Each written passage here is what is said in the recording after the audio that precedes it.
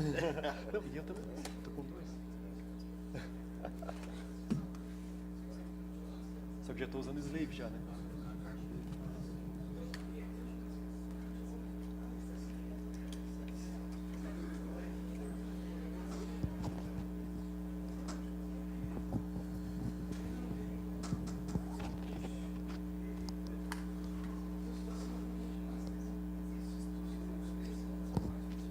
Alô?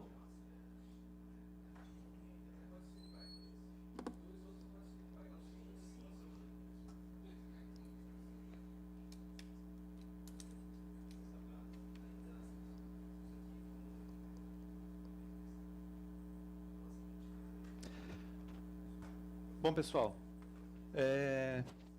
alô, alô? Tá saindo? Tá saindo o áudio aí? Tá, beleza então. Bom, já estourou um pouquinho o tempo, mas na verdade a minha palestra ela é curtinha, tá? Não é muito longa, eu até coloquei bastante coisa em slide só para gerar a dinâmica ali um pouco maior, mas a ideia era mais fazer hands-on, talvez eu pule ali pro hands-on ali, tá? Algumas coisas, tá? Mas a minha palestra tem um negocinho aqui, como é que é? Aqui? Aí. Dica de sobrevivência de um DBA sem mouse, tá? Na verdade, pessoal, tem um pessoal que costuma brincar que eu quase não uso mouse e tal, mas na verdade é porque é uma questão pessoal minha, de proficiência. Há muito tempo atrás eu tive uma tendinite e comecei daí a usar o mouse na mão esquerda, e aí eu acabei evitando usar o mouse e aí, bom, enfim, né? Um DBA não necessariamente precisa ser só um empurrador de mouse, ele também às vezes vai ter que ir lá e ir para a linha de comando. Né? E no trabalho com Postgres, e o Postgres é muito disso, você estar muito ali em contato com um baixo nível, com SO, com o sistema operacional, e não numa telinha lá, clicando em botãozinho. Né? Então, o que eu vou passar aqui não é especificamente do Postgres, na verdade, se você trabalha com banco de dados relacional, você vai poder usar algumas coisas aqui. Se você trabalha com banco de dados MongoDB, por exemplo, você também vai utilizar. São dicas bem simples, nada muito sofisticado e complexo, mas é só para dar um nivelamento, no intuito de que são alguns conceitos e ferramentas que às vezes estão ali disponíveis e a gente não utiliza. Quem já souber, vai rever conceito, quem não souber, vai aprender, quem já manjar muito disso aqui, aí falar alguma coisa errada, então pode me corrigir. Tá? Basicamente, a gente começa com F1, né? Que é o nosso man. Então, todos os comandos que eu vou passar aqui são de Linux, de alguma distribuição Linux. Então, qualquer dúvida sobre algum comando, alguma coisa, você sempre tem ali o man, que é o manual. Tá? Quando você está lá no seu prompt, né, já que você está em linha de comando, você está no prompt, na tua linha de comando. Né? E tem dois shells aqui que eu costumo usar, o bash e o fish. Tá? E às vezes você está lá e você não lembra de um comando, né, que você digitou, alguma coisa assim, e você quer voltar ao comando. Então tem esse... Você pode digitar parte do comando e dar um Ctrl R, e aí ele vai voltando, né? Você pode ir apertando Ctrl R, você vai voltando ali no teu histórico de comandos. Se você usa o shell fish, que eu costumo utilizar na minha máquina pessoal, né? Aí você usa aqui um ls, ele já vai completando para você, por exemplo, ls menos, e aí se ele mostrar aqui, você dá um Ctrl F, ele já faz para você, como se fosse esse comando aqui, ó, por exemplo. Deixa eu aumentar a letra aqui, né?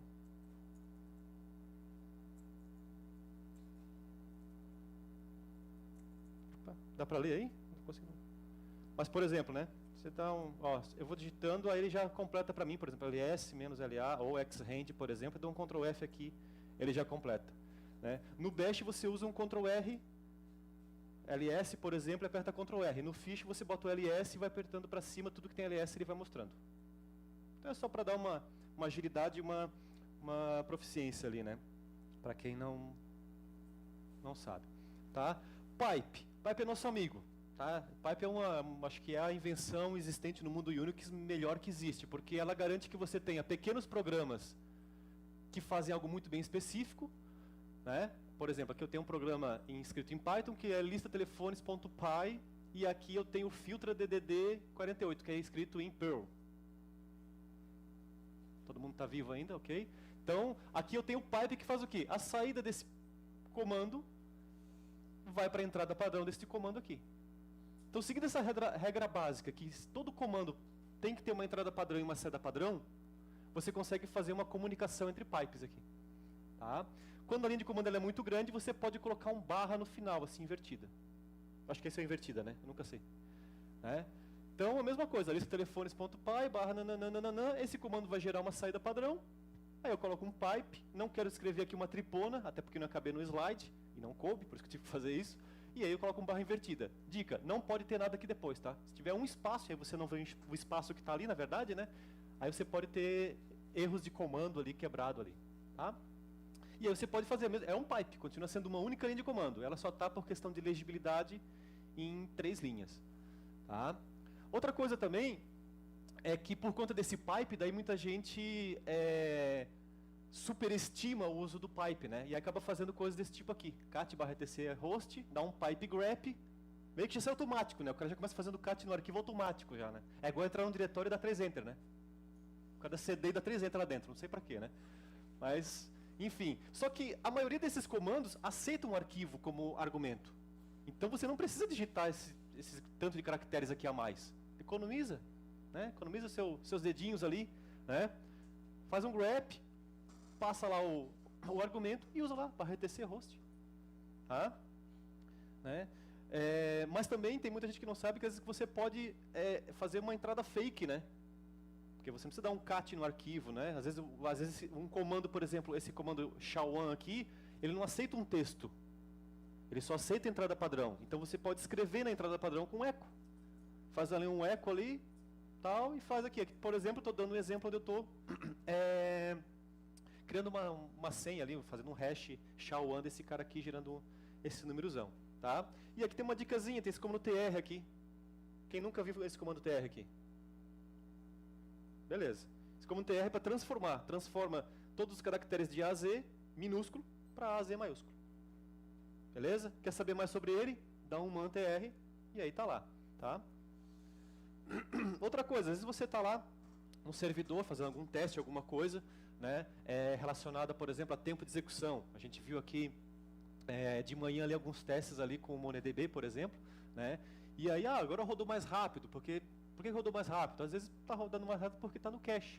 Então, por linha de comando, como que eu posso limpar o cache? Aqui eu estou dando um exemplo, free.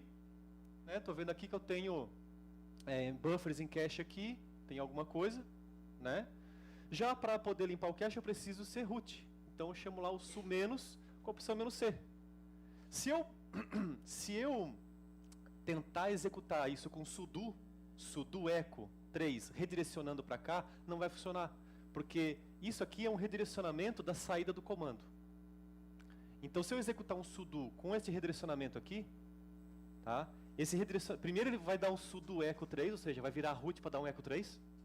E depois a saída desse comando é que vai ser redirecionada para esse cara. Aí eu vou continuar não conseguindo escrever nesse arquivo. Tá? Então a gente pode usar o su-c. Su-c, e aí sim eu coloco o comando aqui dentro. Tá? Às vezes é um truquezinho simples, mas que tome muito cuidado com esse carinha aqui quando você precisa rodar como root. E aí só para evidenciar que limpou o cache, está ali, ficou mais livrezinho, né? Ok? sed. Sed vem de Simple Editor. Né? Quem aqui já precisou editar alguma...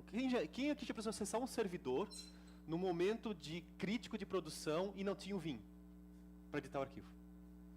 Alguém? Geralmente essas pessoas não sobrevivem, por isso elas não estão aqui, né?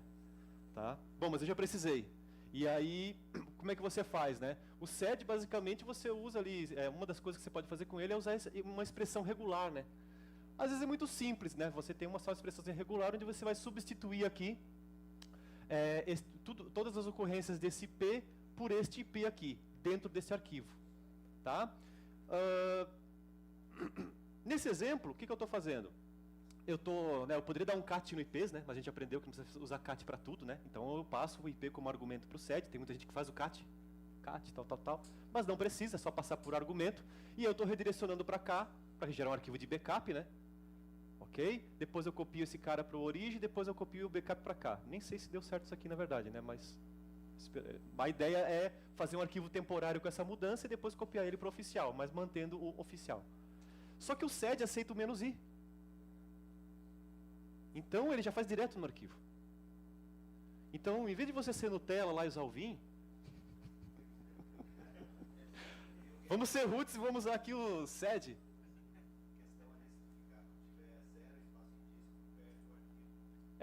Aí tem isso. Exatamente. Tá? Aí esse é um detalhe, não está aqui, mas o único problema é que se você não tiver nada aqui de espaço em disco, aí você pode ter. Ah, é verdade. Boa dica. Boa dica, boa dica. Boa dica. Então, já tem mais um espaço para botar aqui no slide aqui, que é usar o sed então, com "-b, para daí ele fazer ali então um backup do arquivo. Ok? Eu queria só trazer coisas boas, né, cara, também, né? Mas vamos lá. Beleza? Outra coisa aqui, arquivo delimitado por pipe. Vai um exemplo, tá? Então dá um cat no arquivo, tem lá um arquivinho aqui. Por exemplo, você exportou uma tabela para um arquivo, o teu dump gerou alguma coisa assim, você recebeu um arquivo externo, aí você está dando uma investigada nele, então ele vem assim. Você pode usar esse comando aqui, ó, column, e dizer para ele onde que você quer que ele gere a coluna e se ele vai tabular quando ele encontrar esse caractere aqui. E aí você organiza os teus dados de forma tabulada. Ok? Então, para você que trabalha com dados, né, linha de comando, você precisa gerar esse tipo de saída. Né? Se você for mais roots ainda, você já bota um pipe LP, já manda para a impressora aqui, já imprime direto. Né? Ok? Aqui a saída do PS ela é um pouquinho fake, porque eu tive que comer algumas colunas aqui, mas basicamente o que eu estou fazendo aqui? Eu preciso matar vários processos. Dá um PS-EF lá, dá um grep Postgres. Para aqueles mais atentos vão perceber que não está aparecendo o Postgres 2 pontos nessa saída, mas eu tirei só por uma questão de reduzir o número de colunas. Eu tenho aqui 2 processos aqui que estão lá rodando o select lá. Então eu posso pegar aqui e dar um kill em cada um deles. Né? Aí nesse exemplo, no caso é do Postgres, tá? Posso dar um kill, mas poderia ser qualquer processo, né? Qualquer processo poderia estar aqui, né? Aqui estou dando só esse exemplo aqui, tá? Beleza, ok. Mas, se for isso, né? E eu estou sem mouse. Então, como é que é a forma mais prática de fazer isso sem ter que ficar, né, copiando ali cada um desses PIDs ali e colando? Uma das formas de fazer isso, daí a gente usa várias técnicas. Usa o pipe para fazer o PS-EF. Bota ali contra a barra, grep Postgres para mostrar só os processos que são Postgres. Só aparecer os processos que tem select. Então não vai aparecer, essa linha não aparece, essa linha não aparece, essa linha não aparece, nem essa aqui. Só essas que tem select. Tá? E aí eu uso o WK. Então o AWK, dentre outras formas, poderia usar o cut aqui. Também é um utilitário de linha de comando que permite eu trabalhar aqui com dados que vêm assim separado por algum separador, né? Então, no caso aqui é o espaço, e aí o AWK já detecta que aqui eu tenho o cifrão 1, cifrão 2, cifrão 3, cifrão 4, 5 e 6. Então, aqui no caso, o print é na segunda coluna. E aí eu uso esse cara aqui, ó, que alguns chamam de xargs, outros chamam de xargs, outros chamam de crossargs, enfim. O que esse cara faz? Ele pega toda a entrada que vem aqui, linha a linha, e transforma numa única linha. Então, na verdade, o kill aqui vai receber a lista dos PIDs. E vai matar. Tá? Poderia ser um eco aqui. E aí vai ser o eco de todos aqueles PIDs, por exemplo. Tá? Beleza? Daí aqui tem mais 2 utilitários que eu gostaria de mostrar para vocês, que daí é para trabalhar com dados mesmo em linha de comando. Né? Esse cara aqui, o CSV Kit, tá? Ele não vem por padrão no CSV Kit. Não vem por padrão no SO, você tem que instalar. Ele instala via Python lá, pip install, tá? E basicamente ele serve para você manipular CSV. Tá? Eu fiz uma gravação aqui, porque né, o ao vivo sempre dá ruim, né? E eu vou ver se eu mostro aqui para vocês. Não sei qual que é aqui, eu acho que é esse. É aqui. Deixa eu dar um... Aí eu vou narrando aqui, né? Tá? Então, basicamente, o que acontece? Eu instalei o CSV Kit, e aí lá do CSV Kit, eu baixei aqui via curl, né? Baixei aqui os dados que estão em XLS. Veio lá do Excel. E o CSV Kit, ele permite isso, permite que você consiga converter dados que estão lá do Excel para CSV. Então já começa por aí, que linha de comando eu já consigo fazer isso. Vê um XLSX lá, que é todo podrão às vezes, né? E aí com isso eu consigo. Então eu tenho aqui, ó, tá minhas coluninhas aqui, ó, já, né, usando ali o modelo CSV. O que eu estou fazendo então? Redirecionei para um arquivo, lá embaixo lá, ó, chamado data CSV, tá? Vai ficar um pouco ruim, vai ser ali embaixo, mas agora o que eu fiz? Eu dou um head. Head me mostra as primeiras linhas do arquivo. Então tá lá, já estou olhando como é que está o meu arquivo gerado, ok, então tá funcionando ali, gerou para mim esse cara. O meu objetivo agora é dar uma investigada em o que tem de conteúdo nesse arquivo. Tem algumas colunas aqui que aqui vocês estão vendo que eu fiquei pensando um bom tempo, né? Então, aqui o que eu fiz? Aqui, por exemplo, eu dei um CSV look no data e dei um pipeless. O que ele faz? Ele vai lá e me mostra isso tabuladinho, né? Mas ainda assim ficou meio quebrado, né? Ficou meio quebrado, tal. Então eu dei um CSV look para ver como é que estava lá. Ele me mostra mais ou menos bonitinho o meu CSV, né? Aí eu vou com o less, vou para o lado ali, para o outro, só para daí ele mostra bonito, né? Mas no próprio comando less eu consigo utilizar ali a opção "-s" maiúsculo. E aí eu acho que eu fiquei pensando um bom tempo aqui. Não, tá lá, ó. Eu dei um "-s" maiúsculo e aí já aparece bonitinho. Então pipeless você pode usar lá com "-s" maiúsculo. Então aqui é a saída do CSV look, para dar uma olhada ali como é que tá os dados, né? Então eu percebo que não tem nada quebrado, está tudo mais ou menos funcionando ali, consigo ir para um lado, consigo ir para o outro, beleza. Tá? O que eu vou fazer agora? Não sei, não lembro de cabeça, eu vou ter que esperar aparecer minha digitação ali, mas eu fiz o quê? Eu fiz um CSV cut. Por quê? Porque o CSV cut com a opção "-n", ele vai ler o data, o arquivo data que está ali que eu estou passando, e vai me mostrar quais são os campos que eu tenho, 14 campos que eu tenho lá. Então, pô, eu já começo a entender como é que está o meu CSV, e nem abri nenhum Excel aqui, né? Daquele arquivo, tá?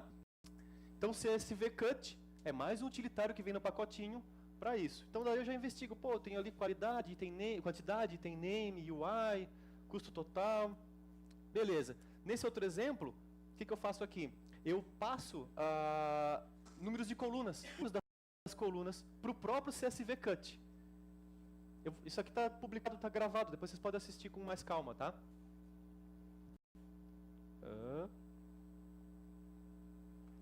Eu pensei muito aqui, eu fiquei lendo muito a linha de comando, porque é muito grande, né, para poder gravar, não sei porque que ela tá demorada. Ó, aí o que ele fez? Ele foi lá e só mostrou aquelas colunas para mim. Beleza? Então, CSV cut é mais um utilitáriozinho que tem ali, tá? No CSV kit, tá? Não sei se tem mais aqui alguma coisinha, deixa eu ver. Tem mais um tempinho ali, vamos ver o que tem mais. Também pode se passar o nome, né, ali dos campos também, né, que também funciona também. Aqui tem alguns exemplos dos comandos CSV que ele coloca: CSV SQL, CSV stack, CSV stat, CSV sort, CSV py, look, cut, format, clean, grep, join, JSON, enfim, você consegue fazer até inclusive SQL com esse carinha. Então, se você tem esse utilitário no teu servidor, na tua máquina, é legal para você, né, que trabalha talvez não só com banco, administração de banco de dados, mas que trabalha ali com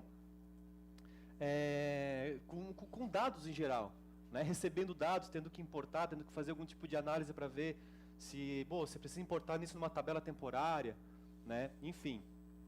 Tá? Então é uma ferramenta ali que auxilia bastante nesse ponto. Tá? Não sei se tem mais coisa aqui para frente aqui, ou se eu fiquei só...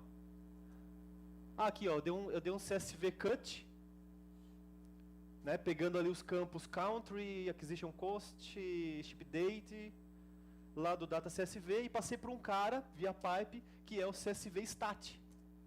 Aí o CSV stat, ele dá umas estatísticas ali, eu acho que eu não fiz o less ali, mas ele vai mostrando de cada campo. Aqui mostrou os dois últimos, né? Que é o acquisition cost e o ship date. Aí mostra algumas estatísticas aqui, ó, né? Tipo, qual é o tipo do dado, se contém valores nulos, quais são o número de valores únicos que ele tem, qual é o maior valor, soma, enfim, tá? E a mesma coisa aqui para o ship date, já detecta que é uma data, enfim. Então, se você está manipulando e você precisa criar ali uma estrutura de dados, você já sabe pelo menos que tipos que elas são, tá? Eu dei um less. Ó, aí aparece lá o country lá em cima, tá? E o que mais temos? Acho que é só isso, desse caso aqui, tá? Então é uma ferramenta, fica a dica aí, tá? Aqui tá só alguns exemplos dos comandos aqui, tá? E aí depois vocês podem assistir com mais calma lá, e como esse cara é em modo texto, você pode copiar e colar o comando, tá? O próprio comando que está naquele vídeo ali, não é vídeo, é texto, tá? Então aqui tá só alguns exemplos de uso, né? Que pode facilitar ali no teu dia a dia, tá? Outro cara que tem também, que daí é para o pessoal que trabalha ali com MongoDB, por exemplo, que trabalha bastante com dados em formato JSON, né? Eu também devo ter feito uma gravação ali, tá? E deixa eu ver o que eu fiz nessa gravação. Tá? Basicamente, o que ele funciona? Ele funciona para você ler... Ah, tá. Eu tenho aqui, ó... Deixa eu pausar. Eu tenho aqui...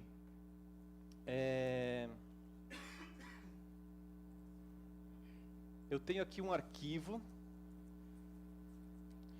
que, como eu achei que, né, DBA faz backup, né? Então eu fiz backup para poder trabalhar. Aqui eu tenho uma saída de uma API, que é lá do GitHub. Aqui é um JSON.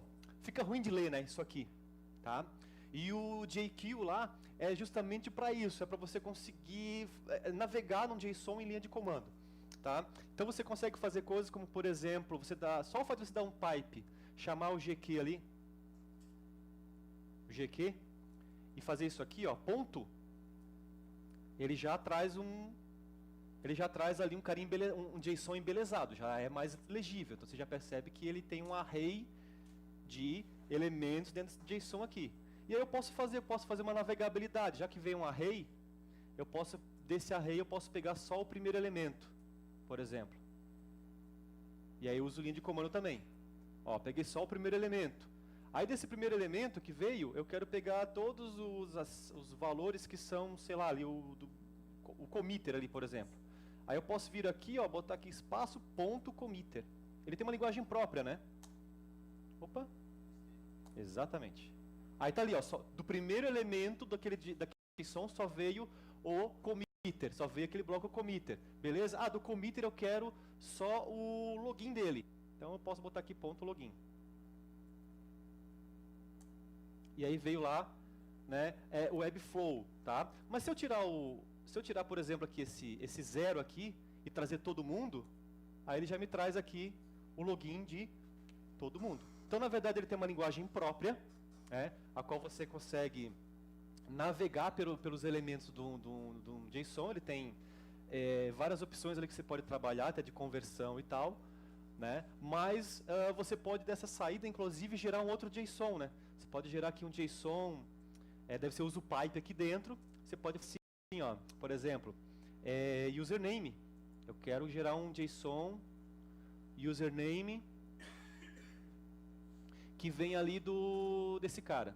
Acho que é isso. Ah lá.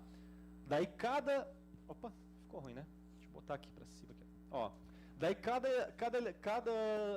login que está dentro lá do committer, ele gera um documento JSON que vai ter a chave username, que vai conter o valor que vem ali dentro. E aí com isso você pode... Por que eu uso isso, por exemplo?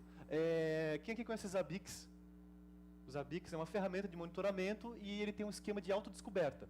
E o protocolo de autodescoberta dele é via JSON. Então tem coisas que daí tem que escrever em bash, que vai lá, coleta a CPU de alguma coisa lá, que não tem o agente do Zabbix. Aí essa saída tem que ser em formato de JSON. Então esse cara é muito bom para isso, porque daí dentro do bash você consegue trabalhar com isso. Mas ao mesmo tempo você pode usar isso como ferramenta do teu dia a dia, se você trabalha com banco de dados orientado a documento, por exemplo. Que daí você consegue navegar, né, num arquivo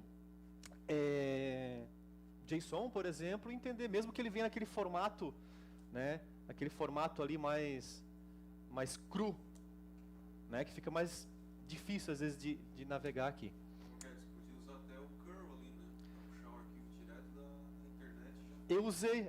Eu usei, não, nessa máquina eu não usei porque essa máquina é a backup, mas é o curl, na verdade. Na verdade eu acho que eu botei aqui até para uma questão de... Aqui, ó, o tutorial dele é isso, ó. Ele vai lá, faz o curl, puxa lá do coisa e começa tipo, a navegar ali, entendeu? Então, na verdade, ele começa com isso, ele começa com curl. Então, você pode scriptar isso totalmente e ainda navegar num documento, né, JSON, que, enfim, né, às vezes é ruim de se ler, tá? E, bom, não botei nenhum slide de obrigado, né? Mas aqui foi bem fast, foi bem rápido, mas só para instigar, na verdade, que muitas vezes você tem muitos comandos que já estão prontos no teu ambiente. Você não necessariamente precisa sempre estar usando o mouse para fazer algo. Às vezes você pode ter uma solução que você vai fazer ela uma única vez, né? E depois você torna aquilo um script que você torna isso reproduzível. Se você reproduzir para alguém a navegação do mouse, né? Você tem que gravar um vídeo para isso. Né? E se você transforma isso em uma coisa automática, uma coisa que é em linha de comando e é automática, você se comunica com uma outra pessoa, claro que entende essa mesma língua, né, digamos assim, né, de uma outra forma, de uma forma até mais produtiva e que armazena histórico, porque se isso você guarda num controle de versão, por exemplo, aí você vai mantendo histórico disso, inclusive de como teus comandos foram evoluindo. Isso aqui é só um exemplo e tem muito mais coisa, e dentro de cada um desses aqui com certeza tem muito mais itens, até como a gente viu ali do "-b", mas é só para mostrar que nessa nossa área, né, a gente tem que estar sempre observando tudo que a gente tem no nosso ecossistema, né, porque sempre a gente pode ter às vezes uma ferramenta que está ali, ela tem um propósito, a gente nunca foi muito, né, nunca olhou muito para o propósito dela, mas se a gente der uma olhada, talvez ela possa nos solucionar ali, né, problemas que a gente tem no dia a dia, né, que é manipular arquivos, gerar, converter dados, transformar dados, né, e até mesmo de CSV para JSON você consegue. Você pode pegar aquele CSV lá, o CSV JSON, fazer a saída dele para JSON, ler com GQ e fazer alguma coisa, tá? Então, sei que todo mundo está com fome aí, né? Já é 12h20, tá, pessoal? E não sei, alguém tem alguma pergunta, alguma coisa para dizer? Todo mundo com fome, né, galera? Aí já tá, né, babando aí, né? Então eu já acho que vou fazer um encerramento, né, Cabelo? Podemos já, né? Pessoal, então assim, isso foi um pouco do que a gente pôde trazer para vocês aí, achei bem bacana, achei bem interativo, curti bastante. E nós já temos uma filinha ali para a gente colocando novas palestras para o pessoal trazer e propor para que num próximo evento aí, né, se alguém tiver algum lugar aí para nos recepcionar aí, né, entre em contato comigo, eu estou no Telegram ali, estou no GitHub, não deixei meu e-mail aqui, mas vocês me acham na internet, me edem, me poca, me cutuca, enfim, tá, me procurem lá. E basicamente a ideia é essa, gente, a gente, né, trazer essa diversidade que é esse universo de banco de dados e de geral e poder trocar experiência, tá? Pode vir aqui para cima, pode vir DBA, Dev, pode vir cara de operações, pessoal DevOps, testadores, enfim, tá? Então aqui está aberto para que vocês tragam e a gente possa compartilhar conhecimento aí. Não é legal ficar vendo sempre as mesmas pessoas aqui em cima, então vamos fazer isso girar. Eu vou postar no grupo do Meetup ali um formulário para o pessoal que tiver interesse de solicitar, né, tipo, ideias, tal, que ideias você gostaria de ver aqui e se essa ideia você gostaria de apresentar aqui também. Eu vou deixar disponível lá no grupo, tá? Quem não está no grupo do Meetup, mas está aqui, entra no grupo do Meetup lá, e eu acho que a gente vai fazer um grupinho no Telegram também para a questão de comunicação ficar mais dinâmica, tá? Acho que eu passo a palavra ali pro Cabelo. Pessoal, mais uma vez, muito obrigado, tá? Valeu aí, até a próxima aí.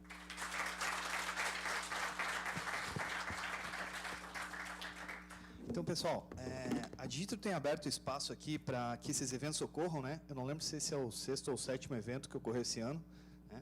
A gente está tentando trilhar aqui por várias comunidades e tecnologias que a Digitro mesmo utiliza, né? A gente já passou aqui por soluções baseadas em JavaScript, soluções baseadas em Python, em Java, em banco, em DevOps. Agora, dia 2, a gente vai ter baseado em C e C++, estão todos convidados, tá? Acho que vai ser o primeiro evento da comunidade, até porque a comunidade foi criada agora, acho que mês retrasado, se eu não me engano, tá? Sintam-se sempre com as portas abertas aqui para que vocês venham ver os nossos eventos ou até ter interesse em conhecer a empresa, ok? Obrigado, pessoal. Até mais.